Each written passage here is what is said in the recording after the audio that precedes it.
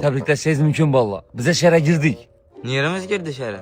Nerimiz girgenin şehrini özgürt tuttuk, ses tuttu. Reklamamız girdi şehre. Bin kelle ne olabilir olsan girdik çıktık der. Şehre girdik değil mi Eke? Şehre girdik de tupike gitmeyin de şehrin balları yaman boladı. Yaxşı Eke. Şehirde ne oluyan şimdi izlemezi? Şer? Beremle de şişiradon şer mi? Ey pipitke sen özün şehir şişiradonsan düşündün mü? Kellen yorin. Şehirde yani belent osmana per binala. Her adımda bir restoran. Ötken katkan birbirine gözünü kıskan. Kösede yaş barla ulazin satkan. Bizler hem vlajni satamız mı? Niye bağımı ki? Bize blogerimiz ku. Ulazinin en ahırkı varianta kok köpman. İşlerimiz yürüşmen gelse zuba sistem satamız gerek olsa şehre düşündün mü? Onun için bilesem setiş gerek. Birinci sırtta şehrini dilinde söyleşimiz gerek. Geldiyiz mi?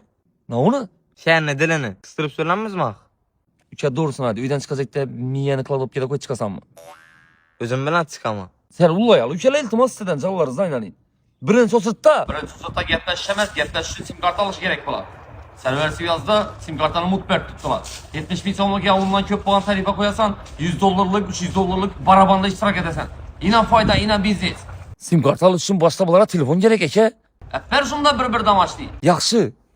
Təsavvürətinlə reklama söyləşib oturubmuz.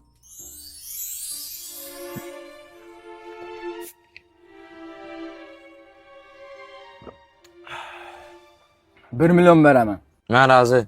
Dursana bir. 50 tane post. Geçtik. İçsene bir. 100 tane story. Bunun eldinden beres mi? Geçtik. Ömrün yoxu nəsə reklam çəkmisən? Həmmə bilən getməş bilişin üçün akıllı buluşun üçün yertən səni məktəb apparaman. Bana ne? Sənə sən masaj apparaman. Verin avukatlarım azalı mı? Vay cama.